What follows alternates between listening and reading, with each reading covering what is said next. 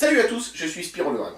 Soyez bienvenus sur la chaîne qui déboîte. Aujourd'hui, on va déboîter la deuxième caméra IP motorisée de notre petit trio de tests. Il s'agit de la Easy360 de chez EasyViz.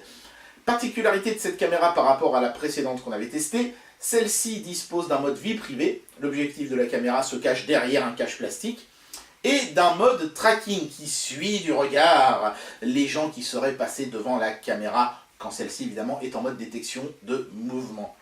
Alors, cette caméra est 20 € plus chère que celle de chez Xiaomi. Est-ce que ces deux petites fonctions supplémentaires justifient cet écart de prix? C'est parti pour le test. Bien, étonnamment, cette caméra n'étant pas la plus chère du trio de test, c'est pourtant celle qui a la meilleure expérience d'unboxing avec une boîte qui est vraiment magnifique, rendu 3D, 3/4 face du produit avec des petits effets de reflet et tout, vachement bien fait. Petit logo Easy360 doré, brillant, très classe. Et une boîte qui coulisse par le bas, vous allez voir, c'est assez bien foutu. On a les différentes fonctions de la caméra, alors surtout ce fameux Smart Motion Tracking qui permet donc de suivre du regard les gens qui seraient passés devant. Et donc ce mode vie privée, comme je vous disais, hein, qui permet de mettre la caméra dans un cache pour par exemple, quand vous avez mis la caméra dans votre chambre et que vous n'avez pas envie qu'elle filme pendant que vous êtes en train de faire votre petit striptease quotidien. Voilà. Sinon les autres fonctions c'est du très basique. Le système vocal il était déjà présent sur la précédente caméra. On peut lier cette caméra à un système d'alarme de chez EasyViz, de la même manière que la caméra de chez Xiaomi peut se relier au système d'alarme de chez Xiaomi, etc., etc. Donc rien que du très classique. Si vous avez envie d'avoir les différentes spécifications techniques, elles sont là. Je vous ferai pause pour pouvoir les lire tranquillement. Et on va tout de suite procéder à l'unboxing. Voilà, donc l'emballage se soulève, hein, comme ceci, mais pas jusqu'en haut, hop, jusqu'ici à peu près, et ensuite on tombe sur la caméra qui est calée dans une espèce de petit écrin, et je trouve que cette présentation est vraiment très sympathique, et vraiment très bien foutue, très bien fichue. La caméra elle est clipsée dans une cale en plastique, hein, hop, on va la mettre ici. Là, on a la petite notice d'utilisation, le Quick Start Guide, voilà, qui est en plusieurs langues, y compris le français, qui est en couleur, qui est bien expliqué et tout, très bien fait. Ici, dans cette petite boîte en carton, on a un certain nombre d'éléments, dont vous en doutez, ça va être les câbles, hein. Voilà, donc compartimenté, on a toujours le même adaptateur secteur, toujours aussi qualitatif, toujours aussi beau, toujours aussi compact, toujours aussi bien fait. Toujours cette petite carte qui permet de percer des trous au plafond pour pouvoir bien positionner vos chevilles, etc. et pouvoir visser la caméra dans le mur ou dans le plafond, avec le petit clips donc, qui se mettra dans le mur ou dans le plafond, et les vis et les chevilles. Une deuxième pastille de calibrage, je ne sais pas pourquoi ils en ont mis deux. Le câble, lui, il est situé de l'autre côté. Et c'est exactement le même que sur la caméra de chez Xiaomi, hein, plus ou moins grand chose, mais qui m'a l'air quand même plus long encore. C'est peut-être pas si mal parce que celui de chez Xiaomi, pour avoir installé la caméra en haut d'une armoire, c'était vraiment juste, hein, la longueur. Là, ça m'a l'air de faire facilement pas loin d'1 mètre de plus. Donc, du coup, là, vous pouvez carrément aller jusqu'au plafond de chez vous sans difficulté a priori. Donc ça, c'est bien d'avoir un câble long. Merci EasyViz. Bien, alors la caméra en elle-même se présente comme un cylindre, hein, sur lequel est surmontée une grosse sphère, avec des petits reliefs qui ne servent absolument à rien, hein, ce ne sont pas des capteurs à ultrasons ou je ne sais quoi, c'est juste du relief pour le design, ça donne un petit côté Android de Star Wars à l'ensemble qui est assez rigolo. Les LED infrarouges sont visibles ici autour de l'objectif de la caméra, et sous l'objectif ici on trouve une petite trappe qui abrite la micro SD, et le bouton Reset pour réinitialiser la caméra en sortie d'usine. Bon, certains apprécieront qu'il y ait une petite trappe pour protéger le tout. Voilà. Ici, sur le côté du socle, on peut voir des haut-parleurs donc pour le système vocal. Alors, il y en a deux, mais je pense pas qu'on ait de la stéréo, à vrai dire. Hein. Je pense simplement que le son sort des deux côtés. C'est pas mal, hein. C'est mieux que d'avoir le son qui sort derrière. Ça devrait le rendre un petit peu plus clair. Voilà, donc écoutez, maintenant ce qu'on va essayer de faire, c'est synchroniser la caméra avec l'application mobile de chez EasyViz, voir à quel point c'est simple par rapport par exemple à l'application de chez Xiaomi. C'est parti. Bien voilà, donc la caméra est branchée, pour ça c'est pas compliqué, on branche juste le câble d'Alim à l'arrière, puisqu'il n'y a pas notamment de prise Ethernet, le Wi-Fi est obligatoire pour se connecter avec ce type de caméra. Petit élément de design sympathique, la LED de fonctionnement de la caméra est intégrée dans la base de la sphère, et ça donne un petit côté comme ça rétro-éclairé à l'ensemble, qui est vraiment très classe. Beaucoup plus que chez Xiaomi, on avait une bête LED toute simple, hein. Donc petit souci de détail assez agréable chez EasyViz. Maintenant, évidemment, on va essayer de se synchroniser avec notre réseau Wi-Fi. Pour ça, l'application mobile de chez EasyViz se présente comme ceci. On appuie sur le gros plus ici. On me demande de scanner le QR code qui se trouve sur la caméra. Donc il est au cul de la caméra.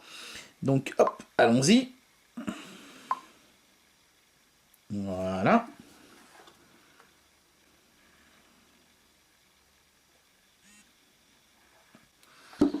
Hop, la caméra a été identifiée. Il y a le numéro de série qui apparaît. J'appuie sur connecter à un réseau. Il me propose ma Freebox, c'est parfait. Donc ensuite, je n'ai plus qu'à mettre le code. Voilà, ensuite il me demande d'ajuster le volume en mettant le téléphone près de la caméra.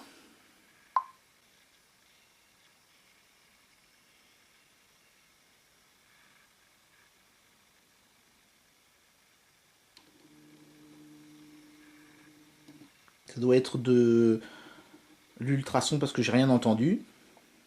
Et voilà, on me dit que c'est bon. Hop. Alors, la caméra ne parle pas du tout comme celle de chez Xiaomi, mais du coup comme ça au moins elle ne parle pas en chinois, hein, donc ça c'est plutôt pas mal. Voilà, donc là maintenant on me demande de régler un certain nombre de choses. Hop, je vais appuyer sur View Device pour voir si la caméra me renvoie une image. Et c'est bon, aucune difficulté particulière donc pour installer cette caméra. Certains préféreront l'application de chez Xiaomi au niveau de la sécurité parce que le QR code il est généré aléatoirement par l'appli, il n'est pas juste collé en dessous de la caméra, ce qui fait que quelqu'un d'autre pourrait éventuellement le copier. Mais bon, même si quelqu'un copiait le QR code de votre caméra, il faudrait ensuite derrière qu'il ait aussi votre code de Wi-Fi. Ça commence à faire beaucoup de fuites de sécurité avant que quelqu'un puisse pirater votre caméra quand même. Bien voilà donc comment se présente l'application mobile une fois que la caméra est correctement couplée avec votre téléphone. Notez que l'application prend la langue du téléphone. Si vous avez mis la langue en français, l'application sera en français. Moi ici je suis sur un téléphone qui n'a pas le français comme langue, qui est en anglais, donc l'application est en anglais. Mais l'application est bien traduite en français, hein. Donc ici dans le haut on a évidemment la visualisation de ce qu'est en train de filmer la caméra. Ici on a un bandeau pour le contrôle, hein, de la caméra, et ici on a une espèce de zone contextuelle qui change en fonction du contexte. Par exemple ici je devrais avoir l'historique des vidéos capturées par la caméra, mais comme elle vient d'être branchée à mon réseau, évidemment pour le moment c'est totalement vierge. Voilà. Donc les fonctions, bah écoutez, on peut couper les haut-parleurs, ce qui vaut mieux d'ailleurs parce que comme là le téléphone est juste à côté, si je le mettais on aurait certainement un très spectaculaire Larsen. Ici on a un système de visualisation multicam quand on a plusieurs caméras de la marque. C'est évidemment pas utile pour moi, mais c'est une bonne fonctionnalité, ça peut être intéressant pour les gens qui veulent tout un système de caméras avec la même caméra chez eux. L'inversion, ça c'est pour si on a mis la caméra au plafond chez soi. Ça inverse la caméra. Par contre, il n'est pas moyen de la faire tourner de 90 degrés. Ce qui de toute façon serait absurde, puisque vu que la caméra est motorisée, la mettre à 90 degrés sur un mur, ça permettrait juste de filmer vers le haut, vers le bas, ce serait un petit peu bizarre quand même. On peut zoomer sur l'image. Voilà, il y a 4 zooms prédéfinis, c'est très basique, mais c'est très fonctionnel. Ici, on a les fonctionnalités un petit peu plus avancées, donc évidemment le système de tracking 360, donc manuel ici, hein, avec la croix directionnelle, je déplace la caméra.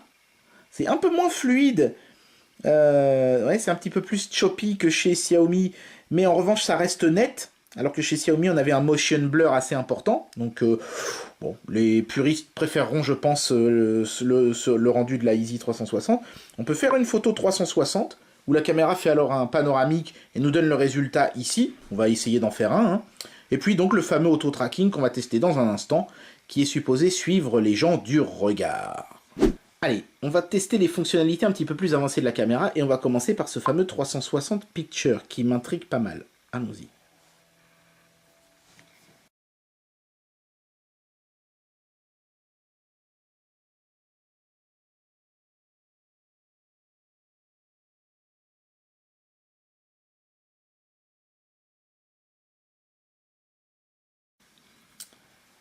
Bien voilà le résultat final.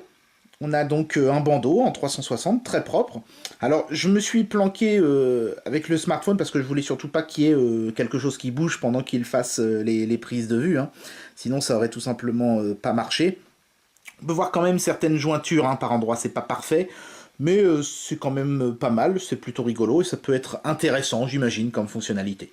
Mais évidemment, le plus intéressant maintenant, ça va être de tester l'auto-tracking. Voilà, donc ce que je vais faire pour l'auto-tracking, c'est que je vais appuyer sur ce bouton-là, mais hors champ, hein, en me déplaçant devant la caméra, et on va tout de suite savoir si la caméra me suit du regard ou pas. Donc là, contentez-vous de regarder la caméra, il n'y a que ça qui est intéressant.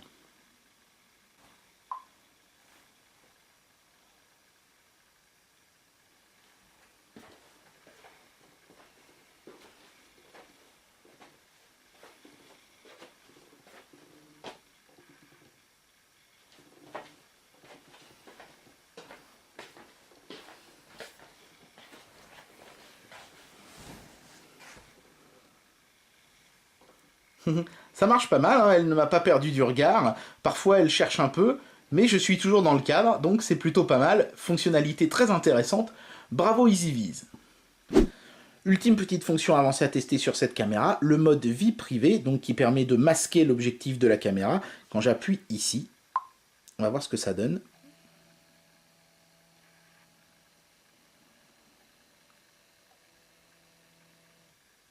Voilà, donc là la caméra filme verticale, donc elle est cachée derrière le plastique ici, et effectivement, quand j'appuie sur lecture, je ne vois plus rien. C'est bloqué, je ne peux plus rien faire jusqu'au moment où je réappuie à nouveau sur ce bouton-ci.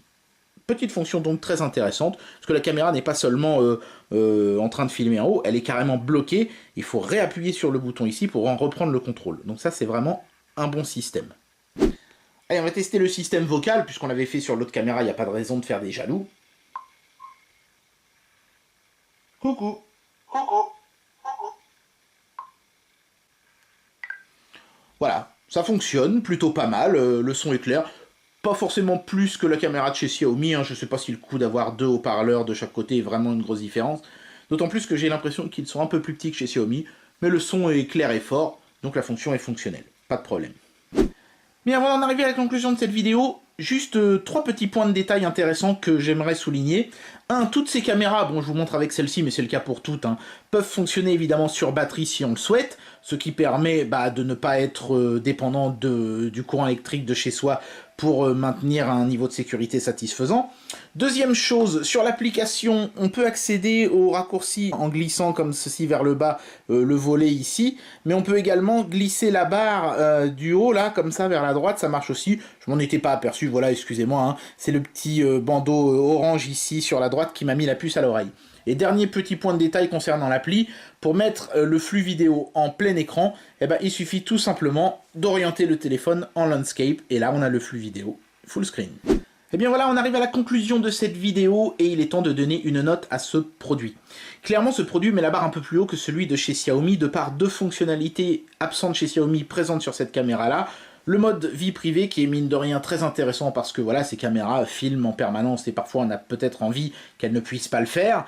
Et puis le mode tracking des mouvements qui permet de suivre une cible une fois qu'elle est passée dans le champ visuel de la caméra. Et c'est assez redoutablement efficace, c'en est même limite flippant. Et tout ça, ça marche super bien.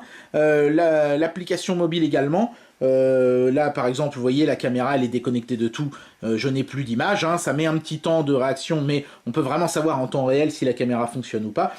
Tout est absolument nickel à ce niveau là, je n'ai rien à dire. Du coup on pourrait presque se dire que ce produit va avoir la note parfaite de 5, mais en réalité j'ai un petit reproche à faire à ce produit, un seul, qui est pas vraiment bien méchant, mais pour pouvoir visualiser les vidéos et les photos prises par la caméra, on est obligé de le faire via l'application mobile. Si on essaye de lire le contenu de la micro SD dans un PC, on a un vrac de fichiers qui veulent rien dire, la carte mémoire est systématiquement pleine, du coup on est vraiment obligé et totalement dépendant de l'application pour voir le contenu de la caméra.